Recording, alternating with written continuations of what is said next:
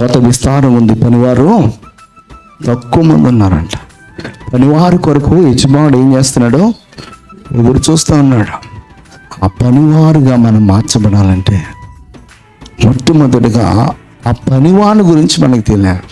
ఆ పనివారు, ఆ పనిని ఇచ్చే యజమానుడి గురించి మనకు తెలియాలి. ఆ యజమానుడే వాక్యమే అన్నాడు. ఆ వాక్యమే సత్యమే ఉంది. ఆ వాక్యమే పవిత్రమైనది. ఆ వాక్యము చాలా చాలా విలువైనది. ఎంత విలువైనది అంటే ఈ ప్రపంచంలో ఉన్నటువంటి విలువైన వస్తువులన్నిటినీ కూడా ఇచ్చినా కూడా దానికి సరిపో, అంత విలువైనది. ఆ వాక్యాన్ని తెలుసుకున్నప్పుడు ఆ వాక్యాన్ని మనము నేర్చుకోవాలి, మన జీవితంలో అన్వయించుకోవాలి, నిలకడగా నిలబడాలి. నిలబడిన తర్వాత మనము ఇతరులను నిలబెట్టడానికి, దేవుని చేత పంపబడ్డానికి ఎదురు చూడాలి.